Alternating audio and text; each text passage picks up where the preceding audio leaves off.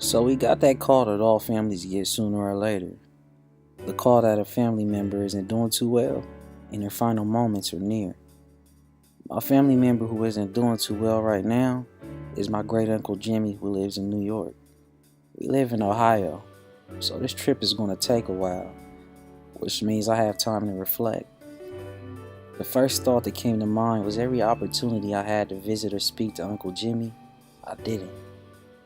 But now I feel this burning passion to connect with him. Now I know that his time is limited. The ride there, all I could feel was guilt, and I felt like I deserved every bit of it.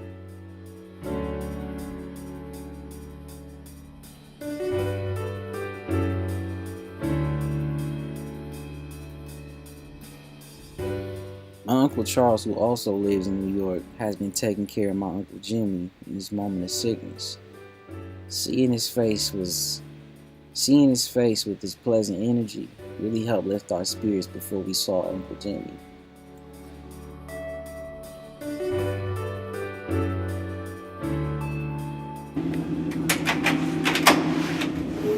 Good morning for you. Hey. She got her plaques. I had my charger. I was just misplaced it. It's back there somewhere. What phone? What kind of phone is it? Maybe Kareem or maybe John May got the same phone. Yeah, I'm gonna look for my charger back there. It's back there. It's among that stuff back there. My phone is completely off running, so don't.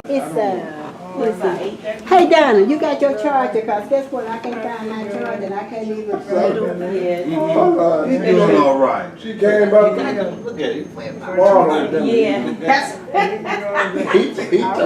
He told Anthony I got 1%. You got your charger with you, Donte? Yeah. Oh, hey.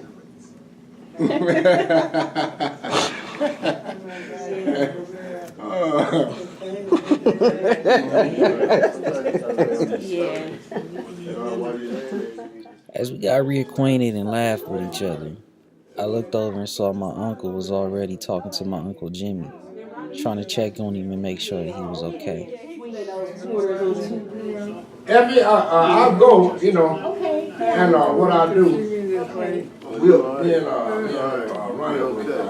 Okay, then, well, when I get up in the morning, I'm going to do everything I want to do with him and get that house and everything. I'm glad to see everybody. I'm glad to see you too, man. Yeah, they don't know nothing. Whoever's there. And what you do is you get you get half of it. At that point in time, my uncle was the only person that showed that much emotion. I think for the rest of us, it was just too hard to process and see Uncle Jimmy in so much pain to where we really didn't know how to respond. Okay. Yeah, you want to lay back down, so this is uncomfortable. Yeah, my back hurts. They gonna rub it. They gonna rub it for me. And I can rest and go to sleep. Tomorrow I'm gonna be up in the chair, going up and down the hallway. Okay. Lay down so you can get comfortable. All right.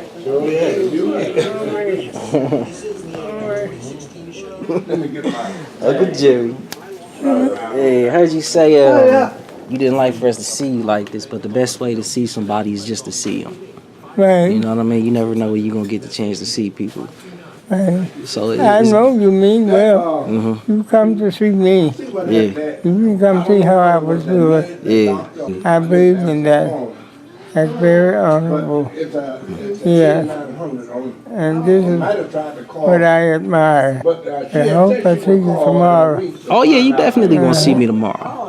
Whenever they get the pain down, and I can sort of have a little relaxation, and I can get around. Right. I have my chair.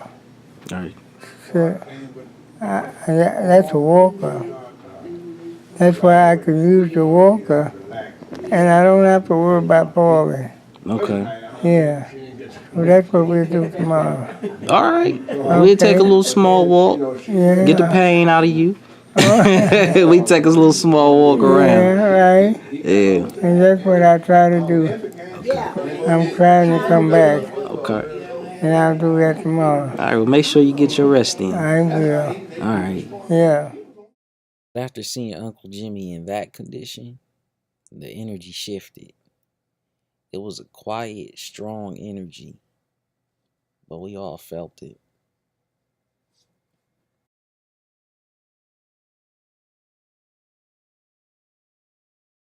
So for the second day, we're going to spend most of it at my Uncle Charles' house.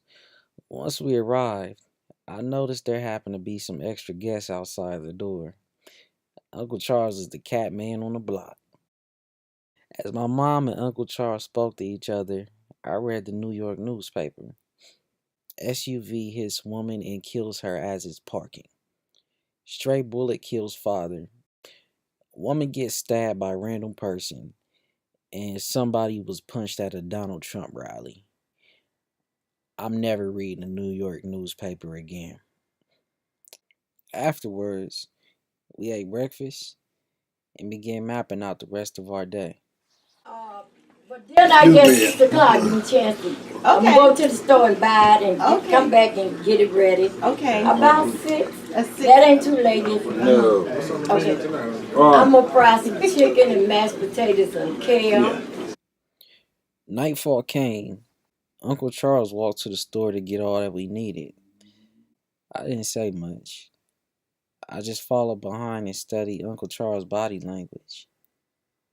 In a city that's so fast-paced and high energy, he's so calm. I question if this is just his coping mechanism for everything that's going on with my Uncle Jimmy, or if this is just who he really is. Either way, this man is calm.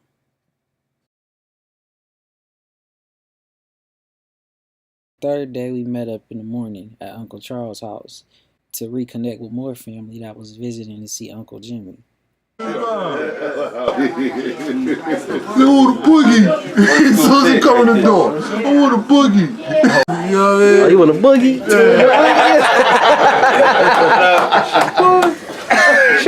That was me. I got a throwback for you. All grown up. Oh my God! I'm gonna send it to y'all. I'm gonna send it to y'all phone. Let me see it. Yeah, you gotta send this to me. That's this is way back. After we got our laughs in, I wanted to sit down with my cousins Malik and Kareem just to see what was going on with them and ask them about how they grew up. Especially my father, man. He was a major influence on my life, man. What did your father do for you? Yo, the real questions be what he didn't do, like, you know what I'm saying? He did it all, bro, in his own special way. Like, you know, he never had much money and all that, but he installed, like, values. He gave me morals, you know what I'm saying? Stuff that I'm going to carry with me for the rest of my life, you know what I'm saying? So, Oh man, my father played a intimidating role. He was always on me. I ain't gonna front when I was little, man. I used to lie. You was a liar. I admit right now, today. Your dad gonna see this. As a kid, you know, I didn't know any better. I didn't know right from wrong. You know what I'm saying? right. Definitely, you know. We were very, hard-headed. Hard-headed, lying as my... Yeah. I was a liar, man. Yeah. You was a liar I too? was a liar, man. Yo, you got mad stories, man. Yeah, but it definitely, the way I was brought up and, disciplined, it really sharpened my mind, and it definitely made me take life seriously and, sit back and think before I did, yeah, my parents was good, man. Still good people. That's what's up. Kareem and Malik about growing up as young black males and how they feel about, living in the hood, growing up, the adversity that they got to overcome. And one of the main things they said was their parents was like who encouraged them. and they also said that their fathers played a big role in their lives. So I want to know from you and you, what role y'all's father played in y'all's lives? Oh man, that's easy, man. Well, for one, presence. Right. Presence, being able to identify with, you know what I'm saying? That set of it provided an establishment. You know what I'm saying? And then after that establishment was provided, we observed, you know, the ways and actions of our father and how he speak. You know what I mean? Being a provider. Instead of going out getting from society, we was able to contribute to it. Okay. Because we came from that complete circle, like, you know what I'm saying? Circle of life. Right. Lion King. Right. You know, so, yeah, in other words, you know what I'm saying? Yeah, okay. Wow, man. I agree with what he said. I mean, you know, I think what it is, everything boils on family values. Family values initiates a lot of things. So everybody has certain roles that they play, and when you have certain roles that they play, it puts, I guess, the child or the children to be responsible for the role that they're expected to fulfill. So. It's rare you see 3 generations of black men in the same room together. With Uncle Charles being the eldest, I asked him to share about his life growing up and some of the things he's seen and experienced. Even from my father, you know, when I got a certain age, he would say, come on, you go with me. And, he didn't want to teach me the same thing. I didn't even know what he was doing, but that's what he was doing. Yeah, he'd teach the same thing, and he even taught me how to cook. So, come here, boy. I'll teach you how to cook so you don't never want to depend on a woman to cook for you. Yeah. The South used to be peaceful, where people used to sleep with no locks. They go away for weeks and leave their house unlocked. People go by their house, go inside, look in the refrigerator and get some water, drink, and wouldn't bother nothing. Come back out and leave that. And they didn't have nothing. But those were the values that they had. And I don't take from anybody. I know if I ask them, they'll give me what I know. If I'm hungry, they'll feed me. That was that way in the South.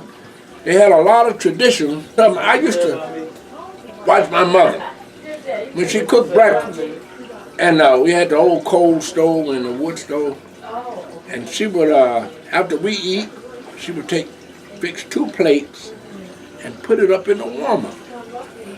Mama said, why you put that up there, you know? She said, somebody might come by that's hungry. We're gonna have food to feed them. And later on, in learning history and whatever, during Harriet Tubman time, when they used to travel at night, they stock and knock on the door, and the people would have food ready for them.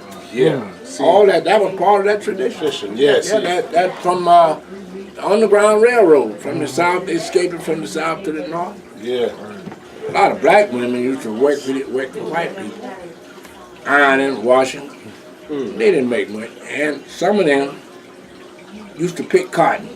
Yeah. You had a truckload of women used to get up and leave home. They would have children. They'd get up in the morning, cook the children breakfast, leave it on the stove, leave everything in place. You get up, you get ready for school, and you go to school. They go out and they get on that truck and they go pick cotton. Some of them women used to get, for 100 pounds of cotton, I think it went to $2.50 to $3 for 100 pounds. This was my first time hearing Uncle Charles speak like that. After hearing him and my cousin share pieces of their lives, I recognized I really didn't know him like I should. We finished up and went to visit Uncle Jimmy before we left back to Ohio.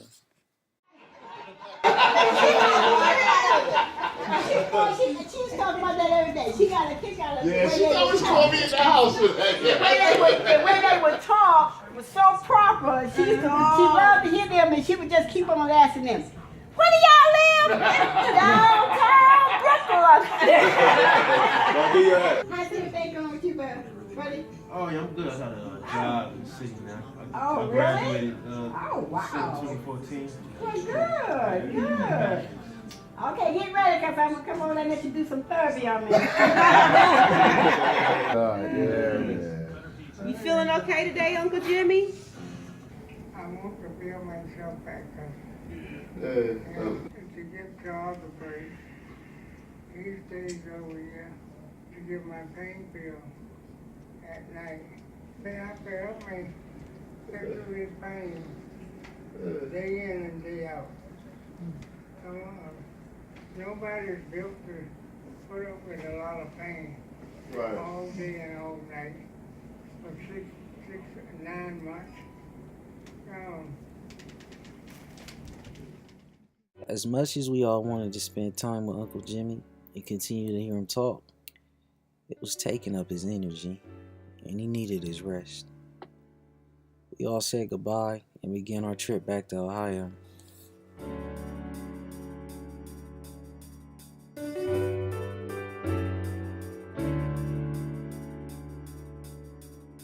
Okay. Okay, woo, we got up good. You see that? Yeah. When you go, Man, I see that. wait a minute. You get the battery. Oh, thanks for having me. I like the way you got up. That's working the muscles out. Still working the muscles. Yeah. Y'all want me to leave y'all out or what? All right, man. I got to handle now. All right, you take care. All right, you too. It's good to see you. It's good to see you too, All right. Uncle Jimmy.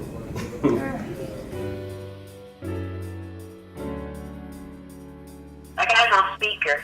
Uncle Jimmy, how you doing? I'm okay. Okay, it's good to hear you. I'm good to hear you too. Okay, you been eating? Daddy? This Donte. Donte? Yeah. Oh, I hear you now. Yeah, you been eating? Yeah, I've been eating. What you been eating? I've been eating a little bit of everything. Okay, you ain't been picky with your food? Huh? You ain't been picky with your food? I've been eating more. Oh, you been eating more? Yeah, Oh, okay, that's what's up. How you feeling? I'm feeling okay. Okay. I'm just a little. Oh. You been how you been working your arms out and walking around? Yeah, I have a little more energy. Okay, well, that's good. Each day I'm gaining a little more energy. So I'm getting a little stronger. Okay. I'm getting a little stronger. Well, I just wanted to call and check on you, see how you was doing. Oh, okay, Johnny. Okay, take care. What's that? He said take care. Okay, yeah, you take care too. Okay. All right. See you later. All right, talk to you later. Okay. Take care. All right, you too. Talking to you later. All right. Okay, see you later. All right, bye. Bye-bye.